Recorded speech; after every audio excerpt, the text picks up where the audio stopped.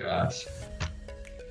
Okay, so now we are moving on to the next one that we have been waiting for. I'm pretty sure there are a lot of participants here that just cannot wait to hear stories or experiences from our speakers here. So please join me in welcoming Miss Kirsten Durward, independent educational consultant and coach. Hello, Miss Kirsten. Hello, everybody from Thailand. Okay, hello. Good. So give me time to introduce you and then I will pass it over to you. Okay, so Miss Kirsten is a PYP workshop leader and online facilitator for the International Baccalaureate. She is also a concept-based curriculum and instruction trainer in the Lean Erickson approach and a trained cognitive coach. In March 2020, she founded a professional support group for educators transitioning to online learning due to the school closure crisis.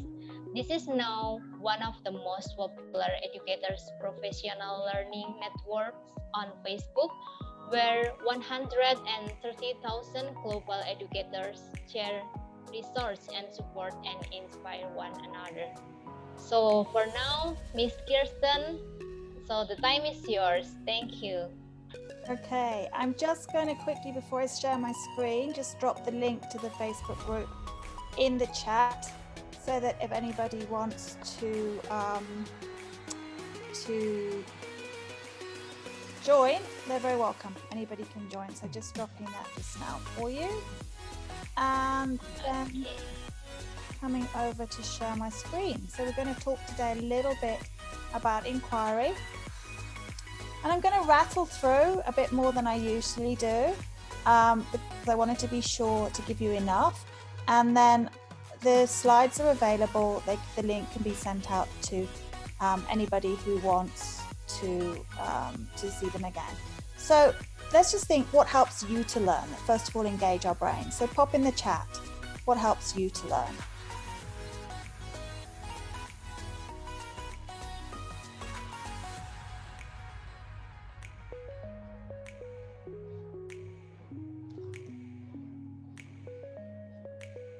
Okay, we've got technology, experiences, music, goal setting, lots of different things coming up. Yeah, books. Yeah, I learn a lot for reading. A lot of people learn by doing. There's a lot of things you can't learn without doing them. When I learned to play tennis, I just had to practice every day. But practice is something that we need a lot. Learning environment, experience, motivation. Okay, lots of different things. And keep that going. What I want us to think about as I make this short presentation is who actually owns the learning, particularly when we're working with learners in schools, is who owns the learning. So I'm hoping that today, as we consider the notions of inquiry, that might give you some clues as to what I think that answer is. Okay. So there's a lot of research on inquiry-based learning, and it does show that it really provokes transferable learning much, much more than the more traditional teacher-directed learning and textbook learning where facts are memorized, where you have to answer factual questions. So inquiry learning really connects very well to a lot of areas like problem-based learning, entrepreneurship, invention process, scientific process, all sorts of things where inquiry can connect to these as we're supporting the children to make sense of learning. And that's the most important thing, that they're making sense of learning and they're developing confidence in themselves and their own ideas. That's what we need. We know that as adults, that is what we need. And everything that we work with is about transfer. So the conceptual learning invokes transfer, and the skills we work with bring transfer too. So they can be applied in different situations. But most of all for me, my personal opinion is that the inquiry is about thinking, and the inquiry provokes curiosity. So no question is a bad question. Some teachers go on about thick questions and thin questions and making better questions, but I'm just like, if you have a question, let's answer it. Sometimes that will take us somewhere, sometimes that will take us nowhere because the question's just answered. But so any question you have, pop them up in the chat and the lovely moderators will pick them up. OJ will be having a look for those. So, inquiry. This is my personal take. Okay, there are lots of inquiry systems, but this is my personal take. So what do we do with inquiry when we're working with kids and we're doing science and we're allowing them to form their own ideas? We're making meaning. We're making connections. We're making connections to others, to ideas, to the world, to ourselves, to who we are as a learner, to how we learn. And we move on to make a difference. So we're thinking about how can we make a difference to others, to ourselves. This brings back to goal setting that somebody mentioned earlier. To ourselves, to others, to the world. How can we make a difference? And that leads us into thinking of taking action. Okay, that we engage our brains, our minds, our hearts, our ideas. We engage, we explore. We go through experimentation processes, we have diverse experiences, we try things out, we test them, we try new things, we try new literature that we might not have tried before, we try new strategies in maths, we explore. And we examine. We examine by thinking about, okay, how does this make sense? So back to making meaning. Okay, we examine by saying which one of these might work better for me, or which one of these choices might be better for the world, depending on what we're considering, but we're examining. And through the process, we respond, we reflect, and we, I can't see that last one. Well, we respond, we reflect, and we revise. We respond, we reflect, and we revise. So we respond to the prompts, we respond to one another, we reflect on our learning, we reflect on our capacities, and we revise, we make choices, we change, we shift.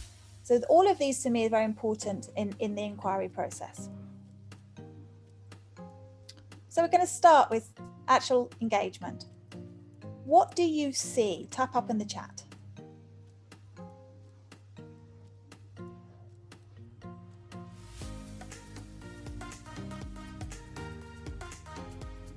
What do you think? What do you wonder?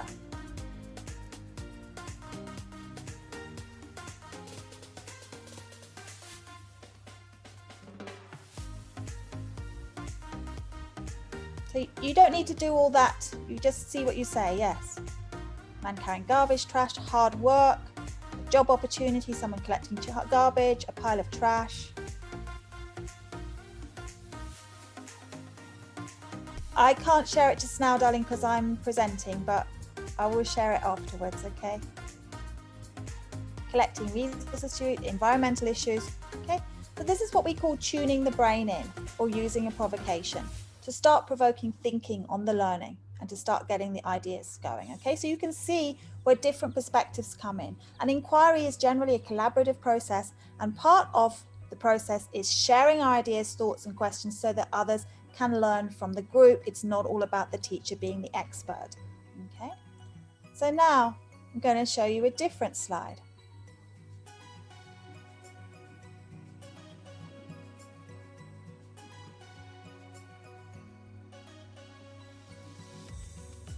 Now, sometimes what happens is we give provocations that have missing information just to see what the children will do and how they will react.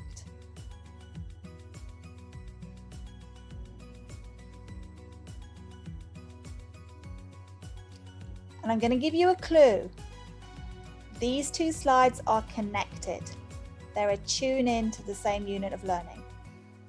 So what do you see, think, wonder here?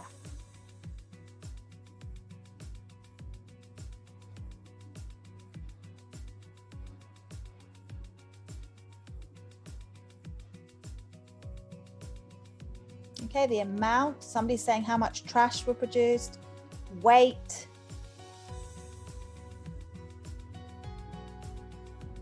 Okay, 4 billion tons of trash is what's produced by the world. 1.2 kg is the weekly average per person. Can't remember what the other ones are. So, I've got a question. How to reduce the amount of trash that's piling up? So this is what we're looking for. We're looking for where the children are making connections and where they're starting to be curious and starting to ask questions, okay? And to see, some of them might say like, oh, these are big numbers. What are the big numbers about? And then I might give them some more information, the missing pieces. Then they might start asking the sort of questions that you're starting to add. So Jacqueline's asking about statistics, okay? That might be something that we've introducing in the unit, okay? And we might be looking at, this is where we can make connections to other subjects, okay? So we might be looking at place value, we might be looking at weight, we might be looking at statistics, we might be looking at big numbers, we might be looking at decimals. All of these things can come into this unit, okay? Now, let's add another thought. Connections are you starting to make?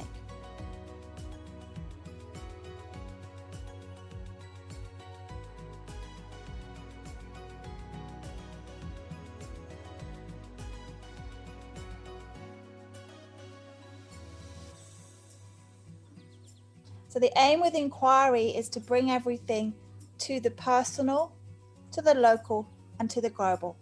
So we literally have these 3 points. We know we've got a good inquiry, a great inquiry, when we can make personal connections, local connections, and global connections, okay? So our form of inquiry is not just let's go and learn anything we like. We are putting out provocations. We do have a unit of learning, but it's the how we engage the kids in the unit of learning, starting to think about how it's relevant to them, starting to think about what they find interesting, what they're curious about. So leading them into asking questions that we can guide them through a process of learning. Okay. So that was the See, Think, Wonder routine that we use extensively in inquiry. We use a lot of thinking routines. If you're interested in thinking routines, I really recommend Harvard Project Zero. This is just some of the thinking routines you will find there. They're very clearly explained. If you Google each routine, you'll see that lots and lots of people have created visuals for these that you can use. But I tend to just get the kids to do it on a piece of paper or in their notebooks. I don't really need a scaffold for it. But you'll find lots and lots and lots of different routines on that site. It would be very useful for you. Okay. So this is what inquiry teachers do. And you might say, well, that all sounds fantastic. And I'd love to do some of that. But what exactly is it that you have to do in a classroom to be a good inquiry teacher? Because of course we'd all love to do these things. So here are some strategies. They're not all the strategies, they're just some of them. Okay. So use provocations, that's to tune the brain in. And we can use provocations at various stages of the learning. We allow choices in the way the children can respond, the type of task they should choose, even the way they assess themselves. Okay, we give them choices so that we're really giving the process on what are you learning, how are you learning, show me your learning, rather than here, do this and I need you to do it like that. So if a kid comes to me and says, I want to try this strategy, I'm like, fine, go ahead, and then we'll reflect. Well, did that work, or did you want to try the one that I showed you earlier?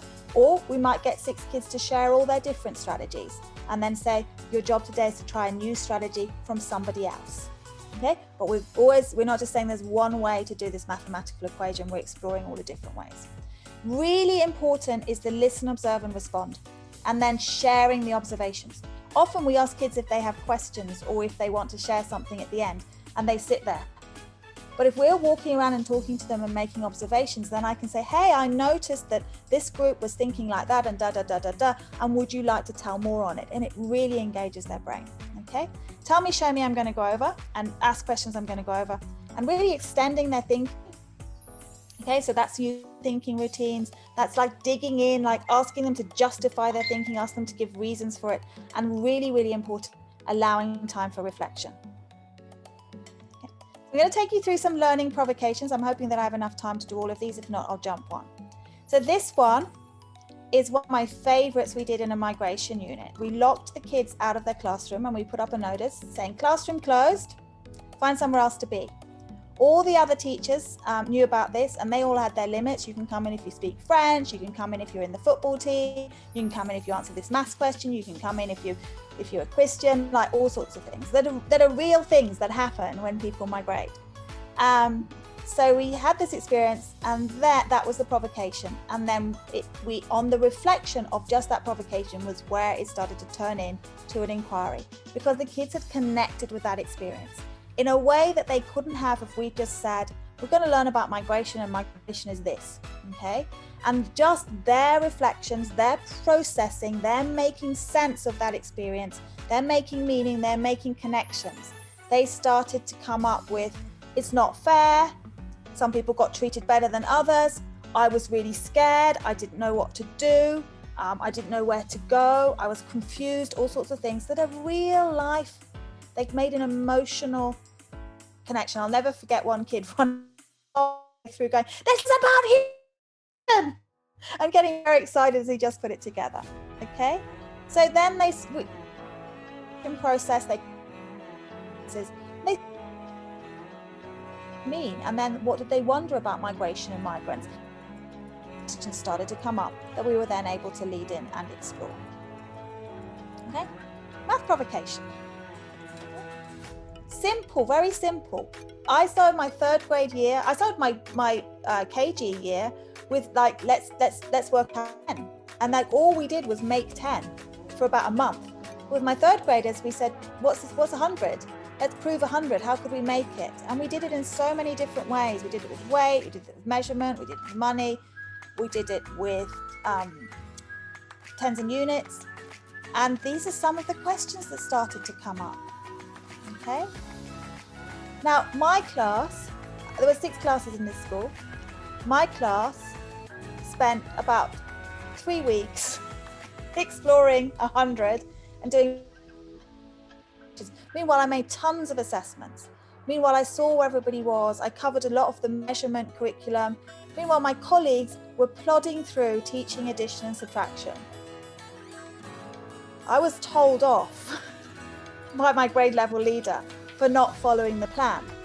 But when my kids scored higher at the end of term assessment, everybody said to me, how do your kids score so high? And I was like, I don't know, maybe I just had good maths kids.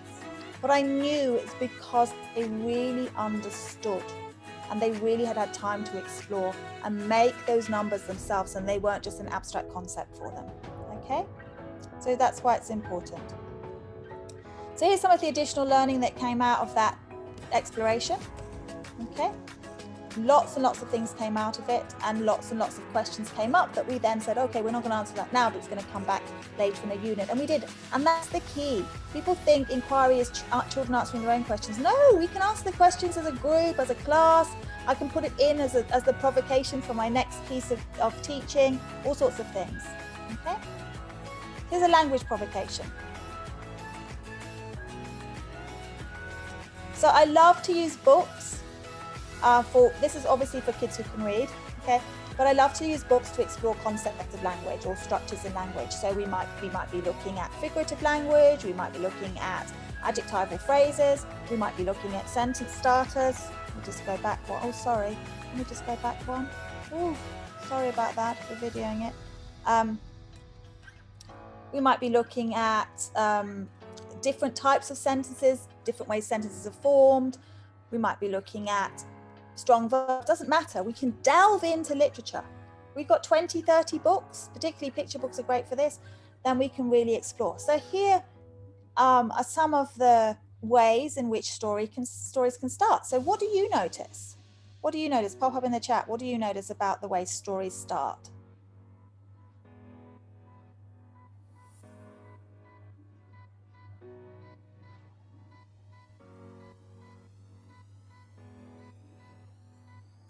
Watching my time, about 5 minutes. So Jacqueline's suggesting description, provocations. Yeah,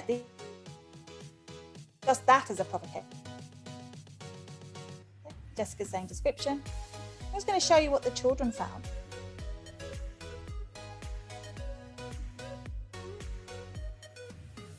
Okay, so once they'd collected all their story starts, they got together in groups and they sorted out what they found. And they found all of these things, which was their natural discovery of grammar, rather than directly teaching grammar.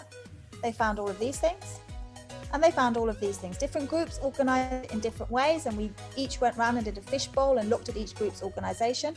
And then we created a display for our classroom where we had the examples and we had the ways that stories start. And that meant that when we were going to start our narrative stories, we had something to start with rather than starting cold, or me as a teacher saying, here's 5 ways you can start a story. Okay, so the inquiry was in how to start a story. And then as we went through, we did inquiries into different things. That how stories were structured, what kinds of characters they had in them, and all sorts of other things. Okay, so these are some of the ways you can use inquiry in language. I love to do word inquiry, and I have a session coming up that I'll be promoting soon on word inquiry. It's 1 hour, it's super simple, something that anybody can do. And if you're interested in word history, if you're interested in grammar, if you're interested in developing spelling, super simple process and really, really helps. So these are some provocations. A provocation can be pretty much anything, but these are some ways you can set up a provocation. And this is mainly what I think inquiry learners do.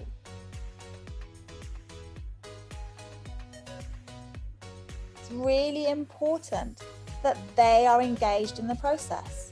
So thinking about that question, who owns the learning? I'm giving you lots of clues now. Who owns the learning? Who should own the learning? Maybe some of us own more of the learning than maybe makes sense. So it's really important that the kids are part of the process.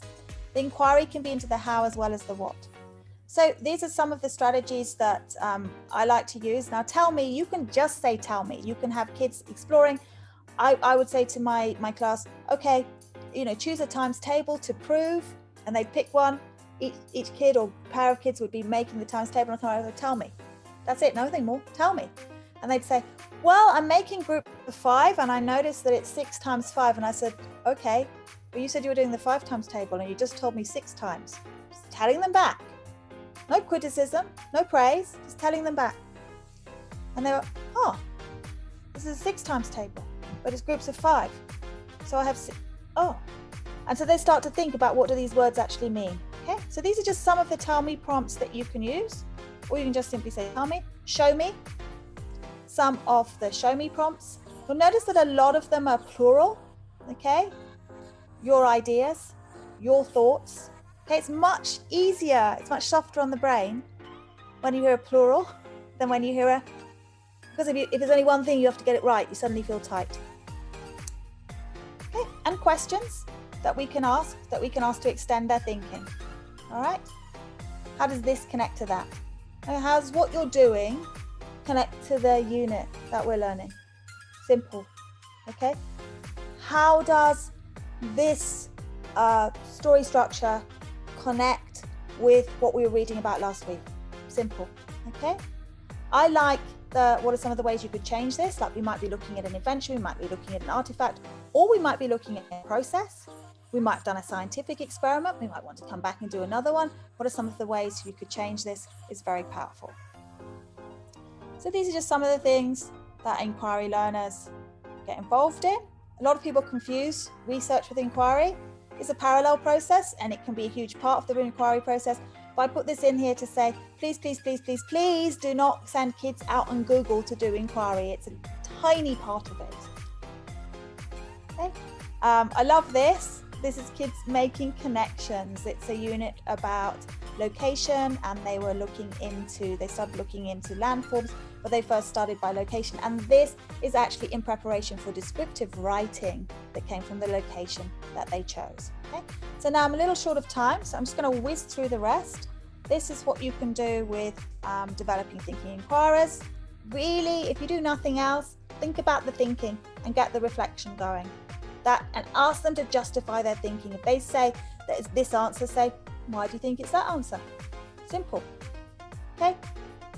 These are the kind of things we want to focus on in our reflection of learning engagement.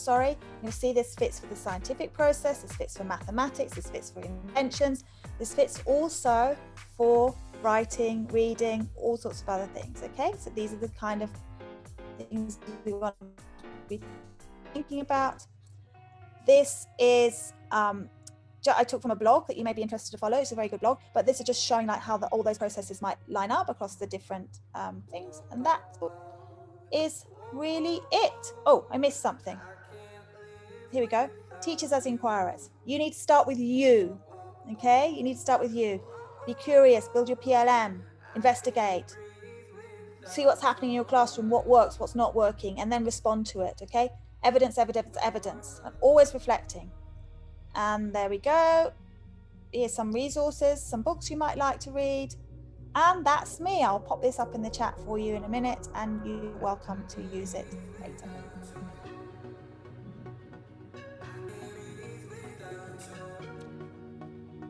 That's me. I need to stop sharing, right? Okay, so thank you so much, Miss Kirsten. So, as we know that naturally the children always like wonder what happened on the world, why the color of the sky is blue, and then everything related and also around them, right? But so now I know that it's really important for us to like encourage the kids for like how to have like appropriate question and help them to find like us from the small or local problem and then go to the big or global problem. So thank you so much, Miss Kirsten. Thank you so much. So now we are going to the next speaker here.